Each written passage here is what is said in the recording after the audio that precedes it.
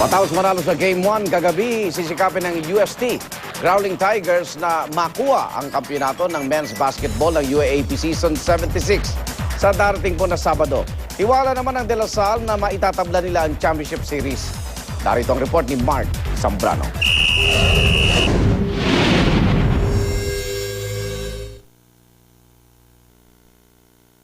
Umpisa pa lang, lumamang na ang UST Growling Tigers sa Game 1 ng UAAP Men's Basketball Finals. Humabol ang De La Salle Green Archers pero UST pa rin ang limado sa halftime score na 38-31. Tuloy ang mainit na laban sa second half na nagtapos sa dikit na score na 73-72 pabor sa UST. Puso talaga yung pinakita ng UST. Kasi depensa kung depensa talaga sila eh. Kaya sa susunod na laro, wag lang kumpiyansa. Makukuha na talaga namin yung inaabangan namin championship.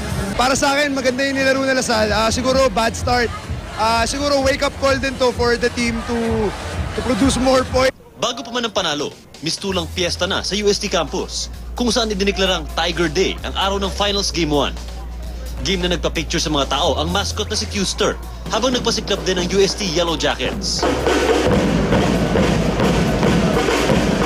Tingin namin siguro kami na. And basta gagawin Basta namin yung best namin mamaya.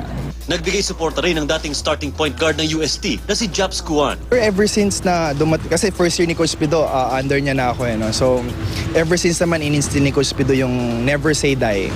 So, siguro yung character ng team parang you just have to enjoy the game. Parang wala ka namang kailangan dapat ikatakot. You just have to play your game. Excited ang buong campus, lalo 2006 pa huling nag-champion ng UST sa men's basketball. With heart, with faith, nanalo po kami. Ghoster!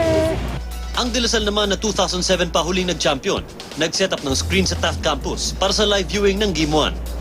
Nakaberde rin ang maraming Lasallian na kulay ng Archers. We believe in our players because they're super galing. Despite having his brother compete against him, I think he's still gonna play 100% and beat UST and the Salle will win. Para sa unang balita, Mark Zambrano reporting.